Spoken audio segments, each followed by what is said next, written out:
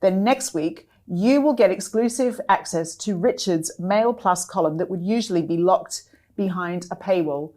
That's pretty good, isn't it? And it's not even Christmas. How lovely are we? Now, let's get to it. This week, Prince William has been in Rio de Janeiro in Brazil for a big environmental trip, promoting his Earthshot Prize, of course, and speaking at the COP30 summit. Prince of Wales started the trip with a cable car ride up Sugarloaf Mountain before playing beach volleyball on the iconic Copacabana beach with Olympic star Carolina Solberg. Continuing the sporty streak, he then played against local children and Brazilian football legend Cafu in Maracana Stadium, where he scored a penalty. Well done, Wills. The next day, William continued to be a hit with the crowds as he held a baby during a walkabout on Paqueta Island and joked with his family that they mustn't drop him. Good advice. The prince was then taken on an eco tour of the mangrove swamp, where he crouched down in the mud to help plant a tree. He later refused to hand wipe, instead washing his hands in the river. Of course, following Prince William in Rio is the Daily Mail's royal editor, Rebecca English. Of course she's there, and here is her analysis of his visit so far. Hello from iconic Copacabana Beach in Rio, where I'm with Prince William as he undertakes 3 days of engagements in the city ahead of his Earthshot Prize Awards. Now, the one thing that's really struck me over the last few days is how confident and laser focused William appears to be.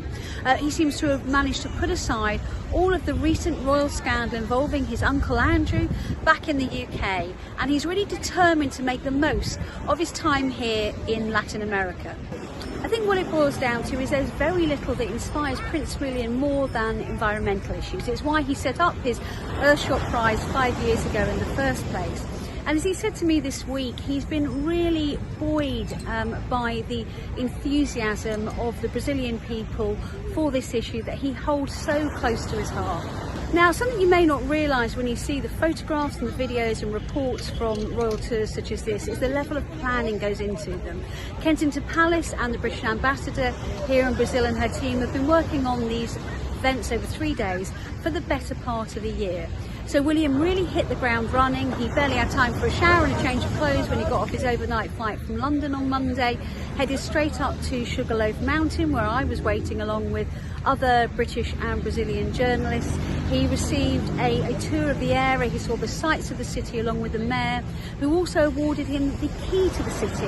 Now, that's a rare honour. It's only actually normally given to King Momo, who's the king of the carnival each year. And it was a sign, the mayor said to me, of how much faith they had placed in William and how proud they were of him coming here and bringing the Earthshot Prize to Rio. As he said to me, William now has the keys to the city. He's king for the next 72 hours. He can do exactly what he wants. So Monday's programme was all about setting the scene. It was welcome to Rio. So as well as going up in the cable car to Sugarloaf Mountain, Prince William also went to one of Rio's most iconic football stadiums, where he took to the pitch along with local children and Brazil's most capped footballer ever, a gentleman called Cafu, for some drills on the pitch. And this really, I think, endeared him to the local population. But to cap that on Monday evening, he came down here to Copacabana Beach, where he played a game of beach volleyball. Now, these engagements aren't actually announced in advance for security reasons. Brazil in particular, as you may have been reading in the news, does have a crime problem and has been seeing some quite brutal clampdowns on criminal gangs in recent weeks that have proved particularly controversial. So we don't see the usual kind of crowds you would see on a royal visit because nobody knows about them in advance. But what's become very clear is as soon as people become aware that William's in here, you suddenly hear his name being chanted everywhere, the crowds are gathering, people are hanging around to watch him and to get a selfie of him, and William has taken real trouble when those crowds have gathered to make sure he meets and greets as many people as he can. On Tuesday, William was determined to put the focus back on environmental issues as he visited Paqueta Island, which was about a 40-minute boat ride out of Rio itself. It's an area of incredible natural beauty, but also importance. It's full of mangrove swamps that they are trying to reforest after terrible devastation to them. But again, what was really notable was the warmth of the welcome William received from the island people. Only 5,000 of them lived there, and it felt like pretty much most of them had come out to greet him. There were huge screams when he stepped off the boat, lots of hugs, lots of selfie, even a few royal fist bumps. And William also couldn't resist, probably as naturally for a father of three, of being given a baby for a photo call. Wednesday, of course, was all about Earthshot Prize, his landmark environmental awards designed to create a spirit of optimism around the climate change crisis. And I think it shows the star power of the royal family, but William in particular, of the calibre of people he was able to attract. The awards had a headline ceremony at which we had stars including Kylie Minogue and Shawn Mendes playing. They came here specially for it, and I think there's very few people that would be able to pick up the phone and get star power like that behind a cause they're passionate about. On Thursdays we're filming Palace Confidential. The attention turns to Belém, the gateway to the Amazon here in Brazil, where Prince William will be representing his father the King at the COP30 United Nations Climate Change Conference. It's the first time he's been asked to do this, and it's clear it's a responsibility he takes incredibly seriously. I think if you ask me what my takeaway from the last 3 days in Rio has been, is I think I've seen a slightly new side to Prince William. He's got a sense of clarity and a sense of purpose, and actually I would say a slight sense of steeliness he hasn't had before. And I don't mean that in a negative way. I mean that he has a very clear vision of what he wants to achieve as heir to the throne and future king. I think he's still working out the fine detail of how he's going to do that, how he's going to push boundaries within the remit of a constitutional monarchy, but he's incredibly positive and forward-looking. But it's also clear William has been doing a lot of thinking over the last year. Not surprising, I would say, given what's been happening to the royal family personally. And it's quite clear he wants to continue the monarchy's journey in the future at pace. He wants it to be as relevant and dynamic as possible. And I don't think he's going to be afraid to take risk along the way, which I think will make it a very interesting period for royal watchers like us. Oh, Richard, that was a very poignant moment there, wasn't it, when William went to visit the Christ the Redeemer statue? Yes, it really was. Harking back to obviously when his mother had been there in 1991, I think. So, very poignant moment and beautiful photographs. I must say I'm rather jealous of Rebecca being in Rio. We're here in rainy London. Well, she also sent us a new iconic image from Christ the Redeemer, which our viewers can see on screen now. She sent it just to taunt us, you and me, back in grey London. I think every tourist has to pose in front of the statue, Is it the law? Yeah, it must be. It must be. Well, he's holding the Earthshot Prize days before the UN climate conference, COP30, where he will deliver a landmark speech. Now, what have you made of the environmental element of this trip? Was it good to combine the two? Well, the Earthshot Prize is fantastic, I think. It's the sort of real sort of practical scheme that I think his grandpa, Prince Philip, would have loved. Prince Philip helped set up the World Wildlife Fund back in the 1960s. And the Earthshot Prize is William's attempt to do something practical, try and find solutions, not just be lecturing people about what they're doing wrong, but say, what can we do to help? Yeah. Let's try and find solutions for things and things that will improve the environment for everyone. So I think it's a great scheme. I don't know if it's a great idea, though, to do it in Brazil. So the reason he's there is because it coincides with COP30 in the rainforest, actually. But these kind of political summits, they're very controversial. For example, the leaders of the biggest or the most polluting nations, China, India, the USA, they're not taking part. There's always controversy around it, and all these leaders go there, they fly in on their private jets and lecture us all about not taking holidays or something. And so I'm not sure it's great for William to be associated with that, but he obviously thought it was a chance to publicise the prizes. Well, and I think it's true what you say, that there's a lot of incredibly optimistic, pragmatic ingenuity going on with people competing for that Earthshot prize. And so Definitely. maybe it's a great influence for him to be there and Yes, and rally the cause. Yeah, and the prize, they are very big prizes. You know, it's £1 million each.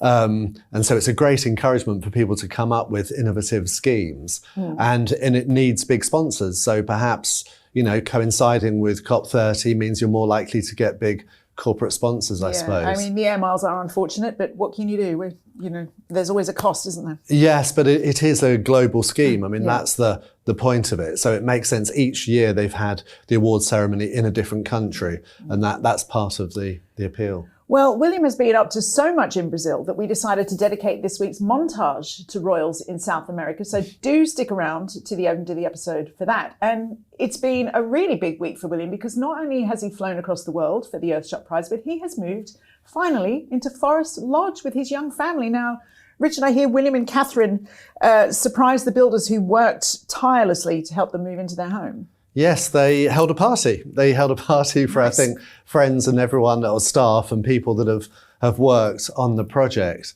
I don't know. I mean, personally, I've had some bad experiences with builders where they say something will take 6 months. I suspect the royal family don't have that many bad experiences with builders. Yeah, a year later, they're still working on it. But in this case, I think they've come in, you know, ahead of a budget and ahead of time. So clearly they wanted to celebrate that, and it really is something to celebrate. But they'll be very pleased. You know, they're in there for bonfire night and they're starting their new life in their new home. And what do you think it says about the Walesers? What kind of a party was it? Did they sort of like really lay on the trimmings? I wasn't there myself, but really? From what I hear, it was, you know, it was a pub they hired. it's a local pub, so it was somewhere everyone could get to, and I'm sure it was a very jolly occasion. And there's not many people who can say, you know, they've been to a party with the royals. Yeah, William bought me a pint. Now, it does mean, of course, that the family are close to a rather unfortunate neighbour until probably around the new year.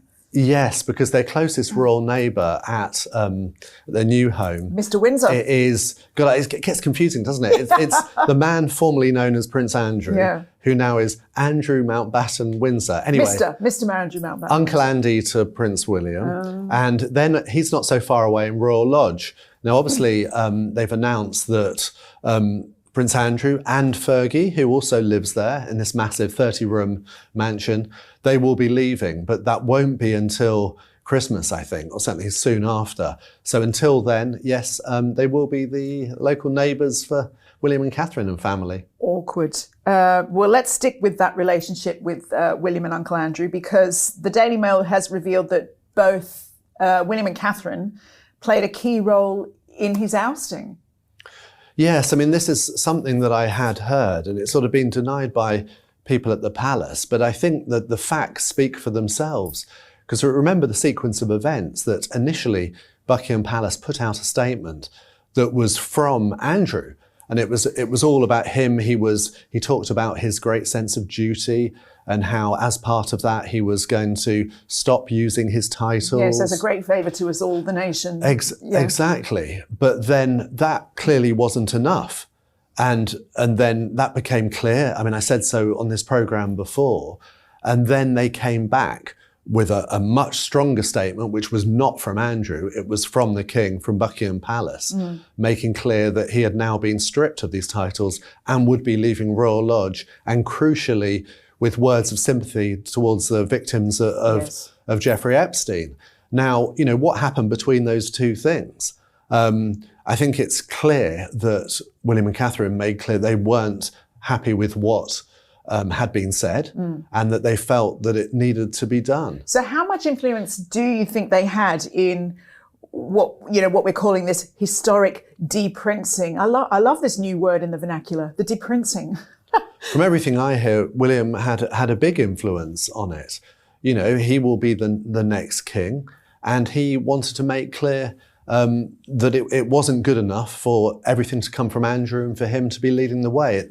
He needed to be stripped of these titles and evicted. See, that's what I don't understand. I kind of felt like with Andrew's initial statement, who would have signed that off from the palace? Because it seemed like then they were scrabbling around with an announcement that they realised in hindsight wasn't ideal. Well, there's no question that original statement was signed off by the King and by Buckingham Palace. And then there was briefing afterwards that that Andrew had to be sort of threatened, that the King had made clear, he'd spoken to him personally and made clear that unless he agreed not to use his titles, he would be stripped of them. So clearly the King felt that this was enough, that this would satisfy people, but it didn't, and it didn't satisfy Prince William and Catherine either, by all accounts. Now, we talked in one of our shows last week about Andrew's siblings and perhaps them rallying around and being concerned for his welfare. I'm talking about, Anne and Edward maybe sort of like checking in on him. What do you think William's attitude is around the welfare of Prince Andrew? Do you think he's concerned about that? Yeah, I think so. And I think that has been a big issue because, as we know, one of William and Catherine's key themes has always been mental health. Yeah. You might remember they launched that Heads Together scheme with Prince Harry years ago. And that's always been a big concern of theirs. So, obviously this has been an extremely difficult time for Prince Andrew. He's having everything he knows sort of taken away from him. So that would have been paramount. And to Andrew's siblings, Anne and Edward too, I'm sure. But that's the difficulty, isn't it? It's an institution as well as a family. Yeah. So, they can still love their brother, they can still love their uncle, but not want him to play a role in that institution. What do you think of the timing of the stripping of titles? Is that a coincidence, or do you think William was desperately trying to sort out the Andrew problem before he stepped into the spotlight with the Earthshot Prize week? Let's be clear, this is a big week for Prince William. He's been on holiday with his children during school half term, and he's come back and then is into, a week of engagements in Brazil, connected with the environment, which is one of his biggest causes. The last thing he would have wanted was for it to be overshadowed by continuing, seedy speculation about Prince Andrew and what was happening. So there's no doubt that he would have wanted it to be cleared up before he set off. Well, unfortunately for the royal family, I don't think all the speculation has been cleared up. And because due to the historic news that Andrew would be stripped of all his titles, there were not one, but 2 episodes of Palace Confidential last week, and more than 1 million of you watched those. So thank you very much. And as you can imagine, it led to a lot of follow-up questions from our viewers. So let's try to answer some, like this one from Sheila Keeley, who said, the most important question is Andrew still in the line of succession? And if he is removed, what happens to Princesses Beatrice and Eugenie? Can you clear this up for us, Richard? Yes, Andrew, despite losing his titles and his honours, is still 8th in the line of succession. See, and that's confusion issue number 1. Obviously it's unsatisfactory because why would you want a man who has been stripped of everything to be our head of state? I mean, surely that means that you can be in the line of succession. Do you know what I mean? Like Mr. Richard Eden, what's the difference between you and Mr. Andrew Mountbatten Windsor? You're right, yeah. I mean, how can he not be a prince but be in the line, that sort of thing? But it's a tricky one, isn't it? I mean, obviously it would need a huge disaster for him ever to become king. Touch wood. Yeah, touch wood. Yeah. And of course, Prince Harry and his children are also in that line of succession. Personally, I would like them to be removed from it in the same way that, he is still a Councillor of State.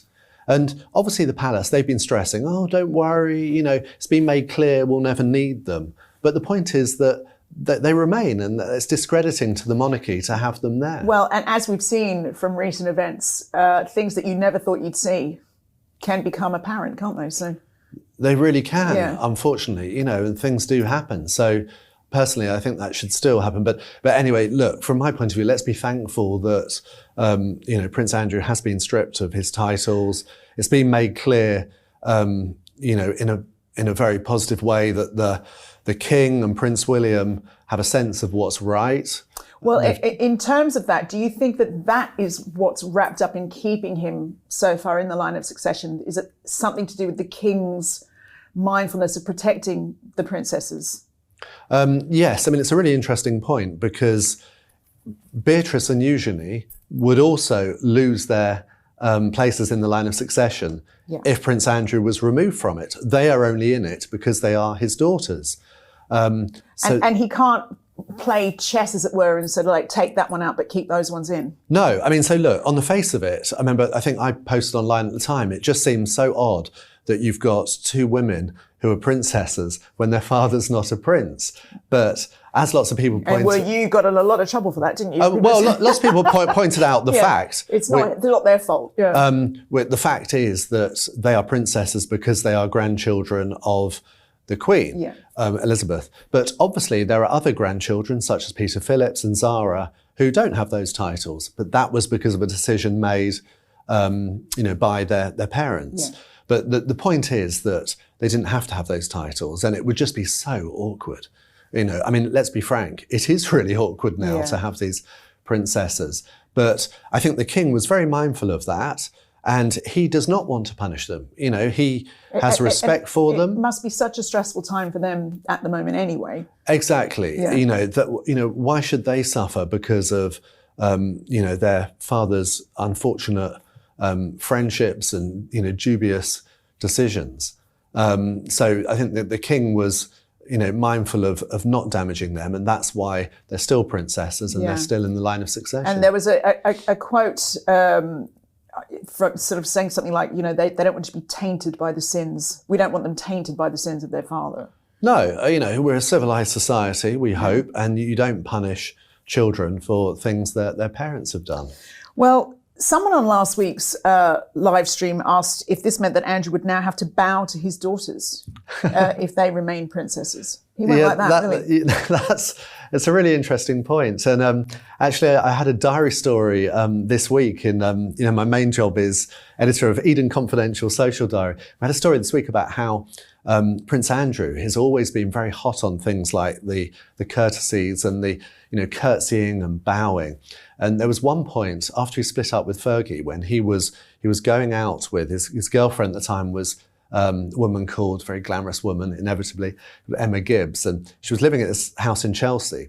And when Andrew would visit her and he would stay the night, he would insist that her landlady would curtsy to him.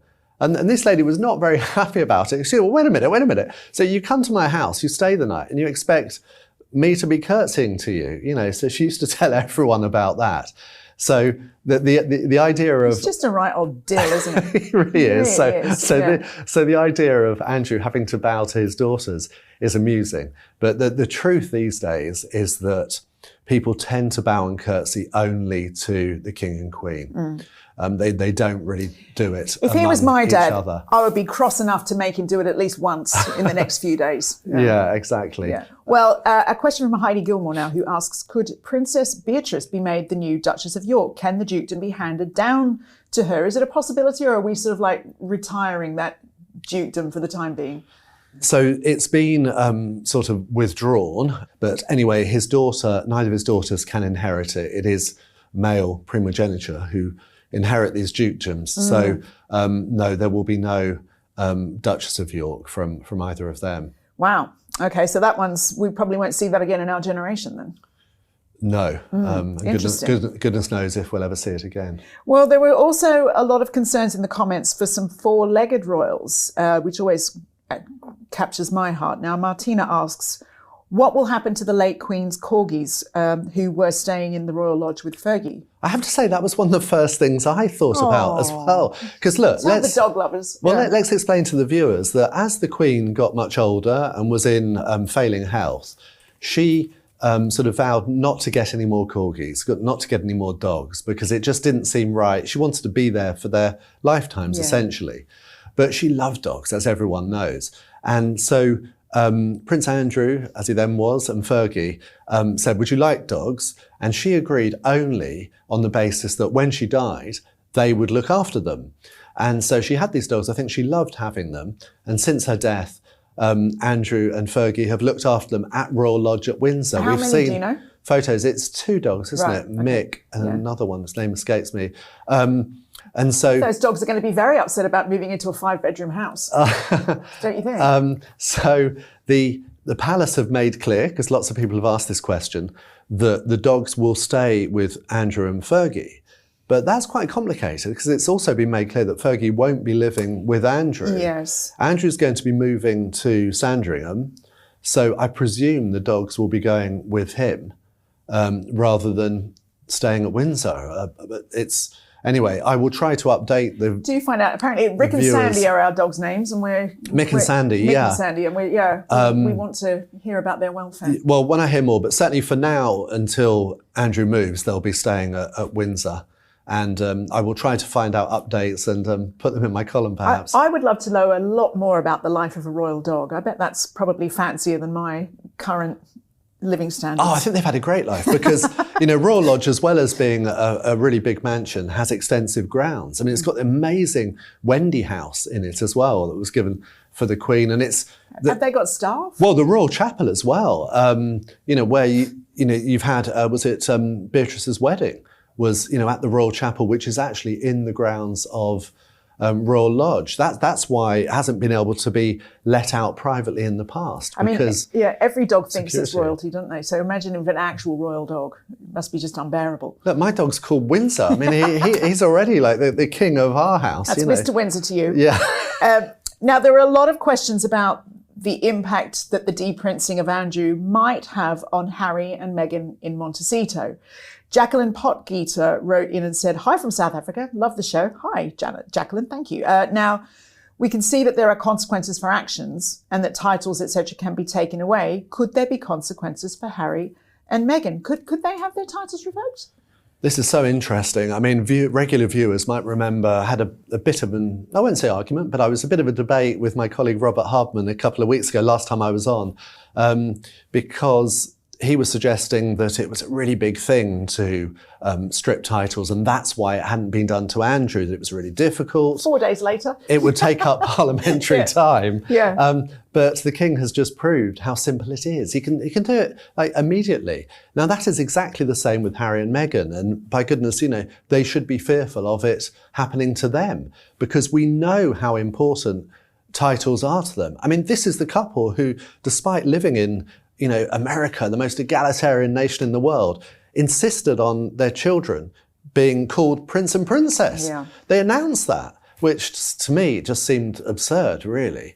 And also, Meghan, remember in her TV programme actually correcting a guest who dared to call her Meghan Markle. So I'm Meghan Sussex now. Yeah. So these Duke and Duchess of Sussex titles mean a lot to them, and the King has just shown how easily they could be taken away. But how likely, let me ask you this sort of 3-point question, how likely do you think it is?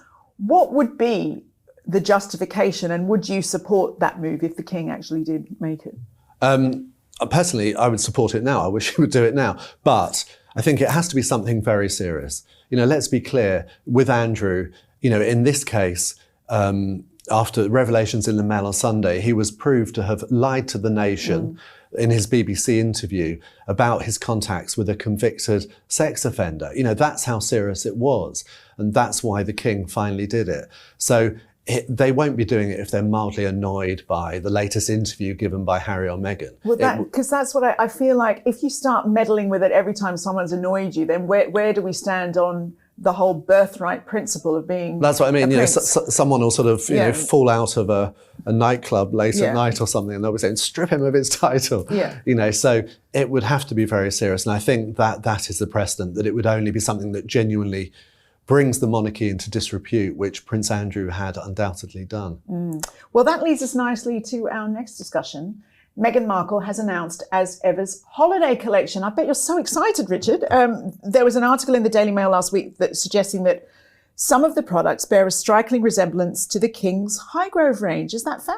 Yes, I think it's very fair. I mean, I think the sort of design and the lettering of Meghan's products has always been quite regal. But these comparisons are inevitable because, let's be honest, it wasn't the most original idea, was it, what she was doing, Are there any original ideas? True. Yeah, it's just her jams, whatever. And it's something which the King has been doing through his Highgrove products and through the Duchy Originals, which, the key thing, though, is with the King's products, they had a unique selling point, which was that they were organic. And that used to be very unusual. It's the King that had pushed organic farming. And that was what people would know when they were buying his products. They would be organic. But that's not the case with Meghan's. Well, Oprah's got behind it. She's included Meghan's signature fruit spread gift box in the list of her favourite things this year. And a candle that Meghan has produced has caused a stir. Now, Meghan's pal Gwyneth Paltrow has famously sold a candle called This Smells Like My Vagina. Sorry, everyone. Where are we going with this? So what does Meghan say her candle smells like? It's outrageous, isn't it? Not mine, Palace Confidential viewers. I'm very sorry, I promise. So what does Meghan say her candle smells like? What's it called? Oh, my goodness. No, Meghan's at least is not quite that vulgar, but it's... What's vulgar about the vulva? Hers is called 519, which is the date of her wedding, or her second wedding to Prince Harry, was on the 19th of the 5th, 19th of May. Of course. And I think the smell is meant to sort of evoke the English countryside. Okay. So she's obviously alluding to her wedding. She's cashing in on the royal connection again. So cynical, Richard. Yeah, but Oprah's endorsement, wow. I mean, you know, as soon as Oprah had included it in her list, I received an email. Ping, my email inbox went from Meghan saying, we're so grateful. And I think like that's genuinely significant because, you know, Oprah has played a significant role in Harry and Meghan's life in America with the explosive interview which they gave. And I've always felt since then that Oprah was a bit wary of them. You know, I do sort of got the impression she had mixed feelings about them. But they're clearly friends. We've seen them. They've been to parties together. And now this is Oprah giving them an endorsement, which, let's be frank, will be very valuable. Oh, yeah, absolutely. But do you think it's a bit weird, possibly even hypocritical, to be selling a candle that sort of like plugs and evokes the English countryside that when we all know she fought quite badly to get away from? And, you know, and the wedding, she told Oprah, was quote unquote just a spectacle for the world. Yes, the real wedding, of course, was the night before from the Archbishop of Canterbury in their backyard. Not the way he tells it, but okay. Yeah. But no, I mean, look, I'll be honest, I do not understand Meghan at all. I mean, you know, maybe the viewers understand her better than me, but it's so confusing. You know, on the one hand, it's all terrible in England, but now memories seem to have changed and she remembers all the good things. We've heard before about her talking about her love of, you know, English teas and these things, but these happy memories always coincide with new products.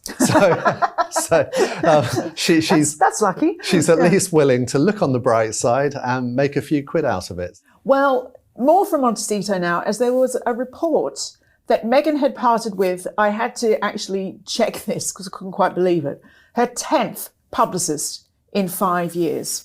Wow. What is going on there? Yes, this was Emily Robinson. And again, I couldn't quite believe it was true. But so she had left after just 3 months.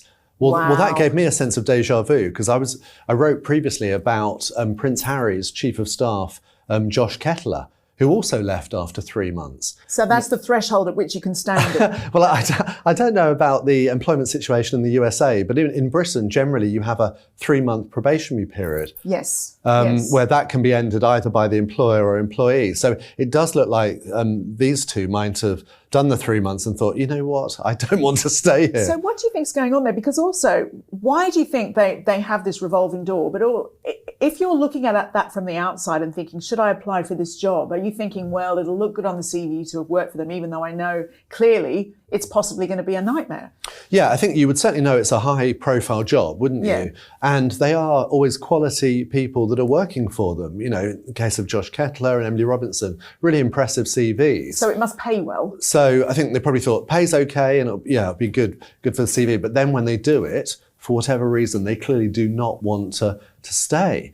And remember, when there was criticism of the high turnover of staff, there was this really weird feature that then appeared in Us Weekly in America, where Harry and Meghan got like all their kind of employees and previous ones to talk about how wonderful it was working for them. And bizarrely, they even included quotes from Josh Kettler. Oh. And you thought, you know, I think I tend to judge people by their deeds rather than their words. And the fact these people don't stay around long just says an awful lot. Well, there was already controversy, wasn't there, when Emily Robinson was appointed in June?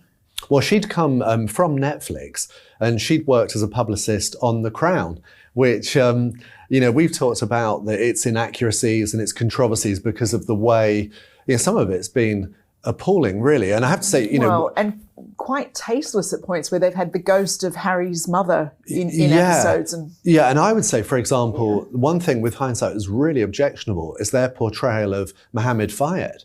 They made him seem like this really kind of lovely character when he was appalling, and it's since come out about his mass sexual harassment of staff and everything. They got that badly wrong.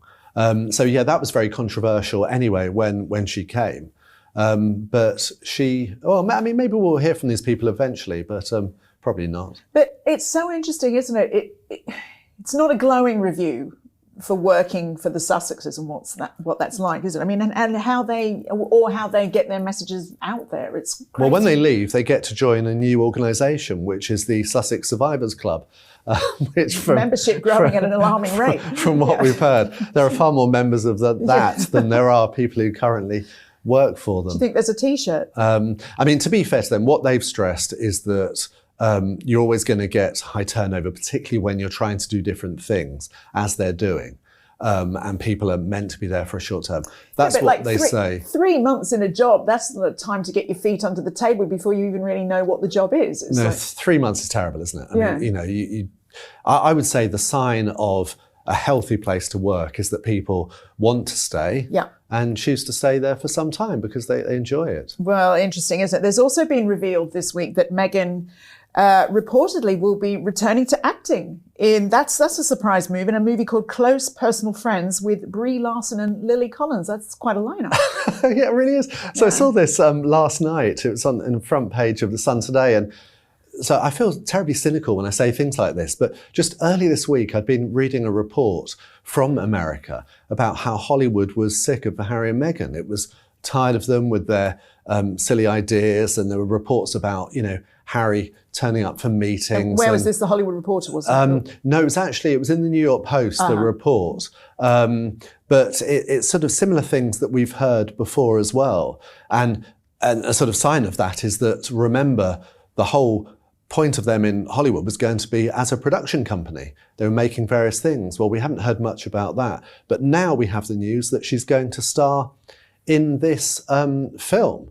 And the person she's going to play, the character she's going to play, is most fascinating of all, herself. Are you joking? No. What do you mean, like literally, here's Meghan being Meghan or a character like herself? Yeah, so goodness knows how long this this role will be. But it could be sort of a la Donald Trump in Home Alone 2, I think. That's a classy comparison. Yeah. Or our viewers of an age might remember Sarah Ferguson appearing in an episode of Friends.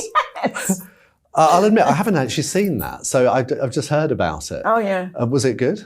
It was all right, yeah. I think she meets Joey. Who wouldn't want that? Yeah. But I love this idea of Meghan playing herself as well. Because I would say, she's... Look, the newspaper that reported this, The Sun, was hyping it up as its, return to Hollywood after 8 years or something. But didn't she say she was done with acting and now here she is? Look, let's be honest, this is so significant and so interesting. Well, and I'll tell you why. It's because Meghan wanted to leave that behind. Towards the end of her time on Suits, the legal drama, she was getting much more involved in her blog, The Tig, and it was clear that she wanted to move away from acting.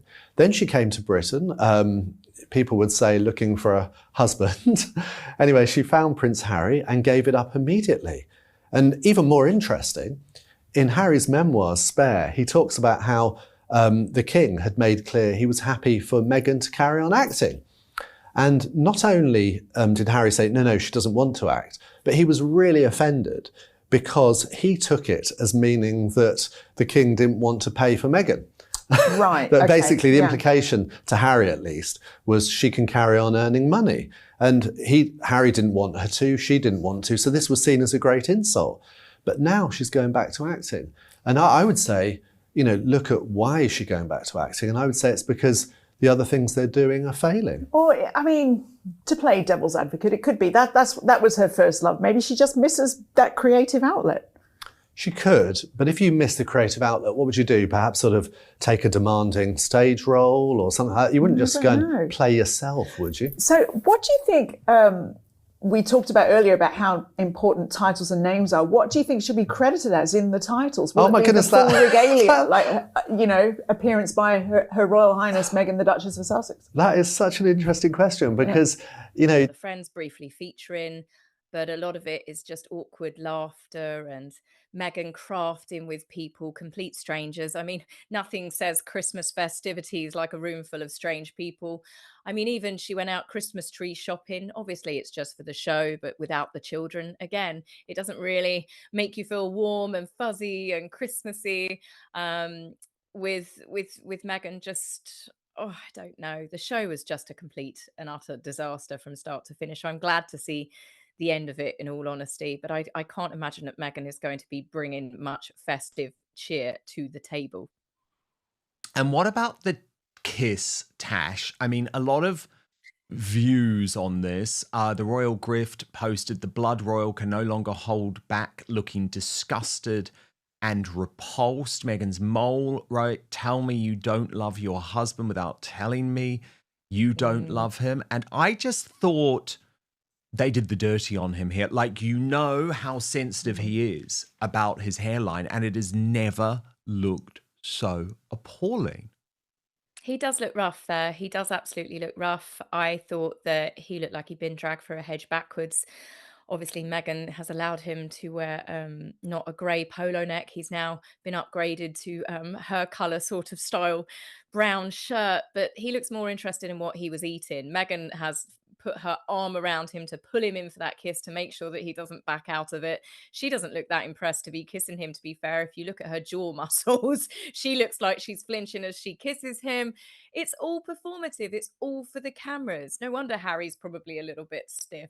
I mean, he was just trying to just eat his bowl of cereal, and they thought that's a good thing to add in there. Let's film the man why he's eating, probably got a case of the munchies.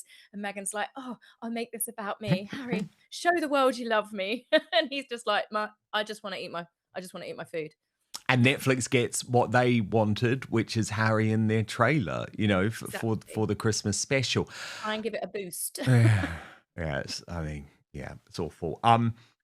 We know, though, Tash, what Meghan actually intends to do, and I've certainly been reporting on this for a long time, is exploit the children. That is absolutely phase 2 of this plan. And immediately following the Netflix act scene, Shooter Scoop goes into detail in terms of what that's going to look like. And he reveals that she is plotting, and my God, I cringe at this, but you just know it's inevitable, a mommy empire. Let me take you through the reporting, Tash. Meghan Markle is preparing a major pivot into the booming world of parenting and lifestyle branding. Elaine insiders believe she could dominate immediately.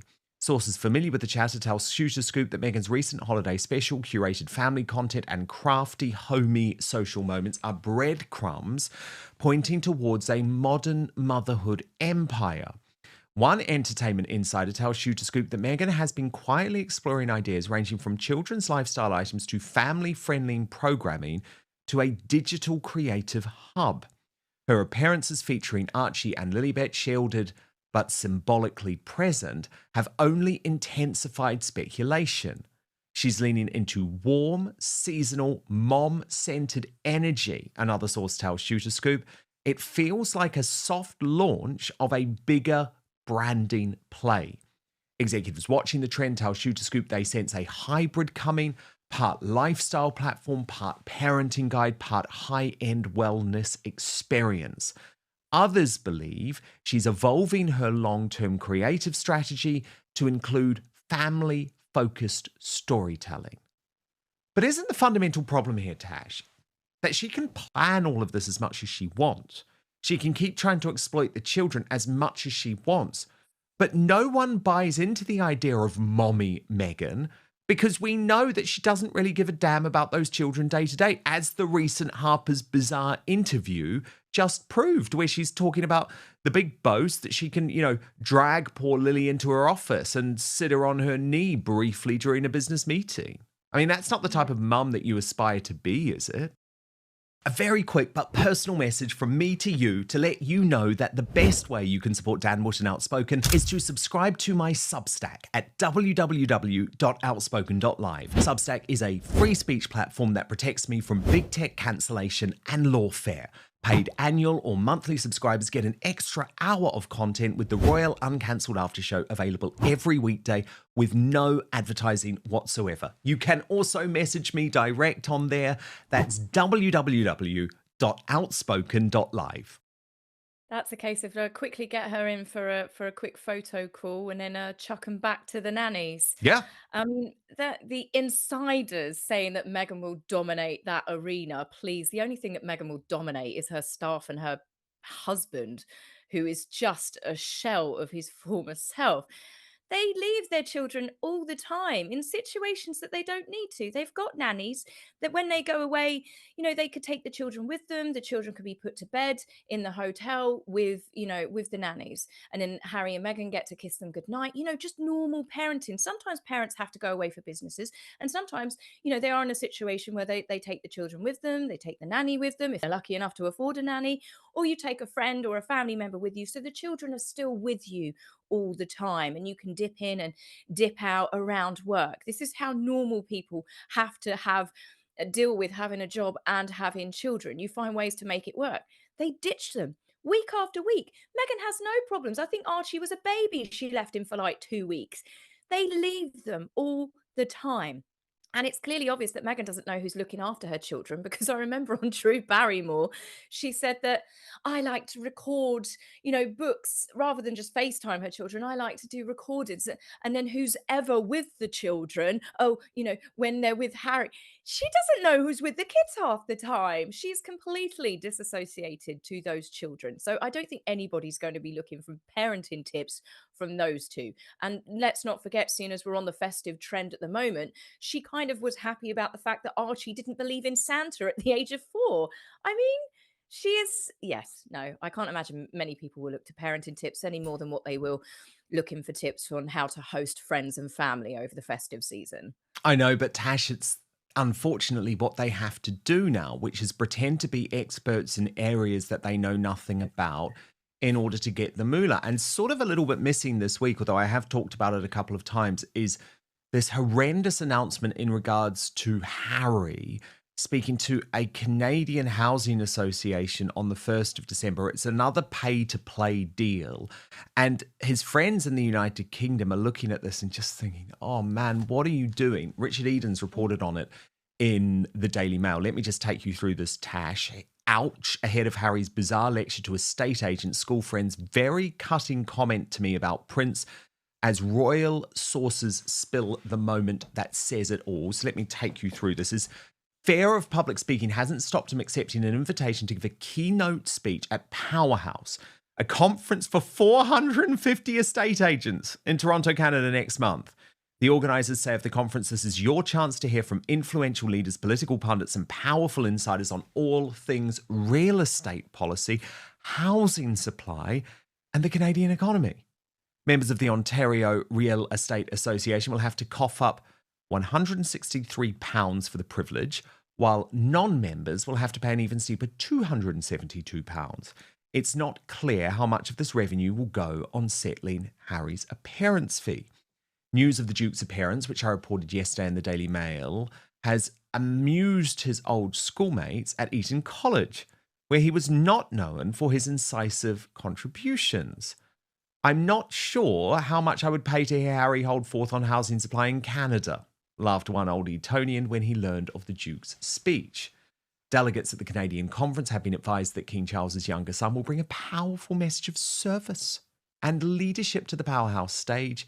The description led one royal source to tell me rather pointedly, Harry and Meghan gave up their message of service and leadership when they left Britain and their royal duties behind. Presumably, they will now give speeches to whoever pays them. As he addresses a room full of real estate agents, Harry could well ponder over the very different audiences he might be standing in front of had he and Meghan chosen to remain as working royals. After all, his brother William gave a powerful speech about the environment to dozens of world leaders, including the Prime Minister, Sir Keir Starmer, at the COP30 Climate Change Summit in Brazil earlier this month. And Tash, I genuinely do believe that this new booking marks a low, and it shows you how desperate they're becoming financially. Because you remember when Harry first went on these public speaking websites, the sort of understanding was, yes, it's going to be pay to play, but he's going to do the sort of events where you could argue it's sort of part of his philanthropy and part of his brand. I'm sorry, Tash, that's simply not the case anymore. He will speak to anyone who is desperate enough to pay him.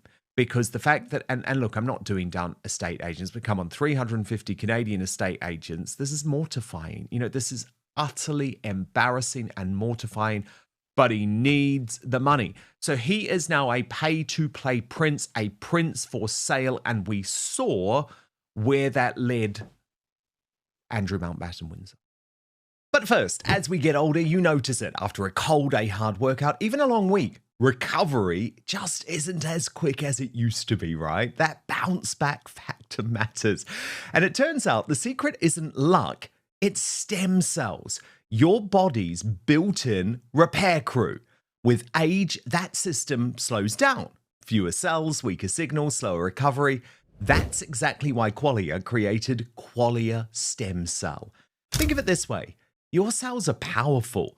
Qualia Stem Cell helps keep them that way. It's crafted with nature's heavy lifters, sea buckthorn, royal jelly, and more to support your body's natural repair system so you can keep moving, healing, and thriving. You don't have to accept slowing down. This is about supporting better aging by reactivating the systems that help you bounce back. And it's refreshingly simple. You take it just 4 days a month. So if you've ever felt like your body just doesn't bounce back like it used to, whether it's after a tough workout, getting sick, or just the wear and tear of life, this is for you. Qualia Stem Cell was designed to support your body's natural repair systems, helping you heal, recover, and keep going strong. And right now, you can try it for up to 50% off at qualialife.com/Dan. And here's a bonus. Use the code Dan for an additional 15% off your order. So that's QUALIA life.com/Dan. Your body's built to repair itself. Qualia just helps it do it that better. And a big thanks, by the way, to Qualia for sponsoring this episode of Outspoken. But now, back to the show. Yeah, definitely. I mean, it looks like that they are scraping the bottom of the barrel. Harry's taken absolutely anything. We've seen Harry talk to bankers. I mean, that was one of the big ones when they first went when they left the royal family. Harry went into a room full of banking investors. They've done business investment speeches. Harry knows anything to do with banking or business investments, and now real estate. Canada's in one hell of a housing crisis. I've got friends that live out there. I mean, it's pretty dire straits unless you have a lot of money out there. How and who on earth is going to listen to Harry talk about that? This is one of the most privileged men in the entire world that grew up with palaces and castles. He's never had to have a job. When he did leave the royal family, he had millions in the bank account. And I think it's clearly obvious that Meghan has, worked her way through a fair old chunk of that. Hence why he's taking these speaking gigs. But who on earth is going to want to listen to Prince Harry? All he does when he does these speeches is talks about mental health. He might bring up his mother. He brings up my wife. He doesn't have the education. No wonder his old Etonian chums were taking the mickey out of him. This was a man that got a teacher to cheat on his art exam. He left Eton with 2 A-levels, Dan, just 2. And for Eton, that's incredibly low. I'd imagine practically unheard of. And one of them, as I said, he got the teacher to help him cheat. This man doesn't have an education to talk about anything like this, an understanding of it. Why on earth would anybody want him there? Apart from it's to get estate agents to perhaps pay the money to go see it. But £163 a ticket. I mean, yeah, it's just embarrassing. What's he going to be speaking at next? Like a hairdressing conference? I mean, Well, let's be honest. Coupe. There's not much work they can do with that at the moment. The coupe one. Yeah, but we see the desperation though seeping into a whole load of their moves, because also this week in Meghan's Thanksgiving announcement for Was Never, we noted that she put Archie and Lily right there. So in order to sell Sage honey, Tash, she's now telling stories about her children. Yeah, they're going to love sitting at that table, children at that age. Yeah, be really exciting for them. It just shows you, doesn't it, though, quite what a downfall 5 years in we are looking at. Of course. And this is exactly why they claimed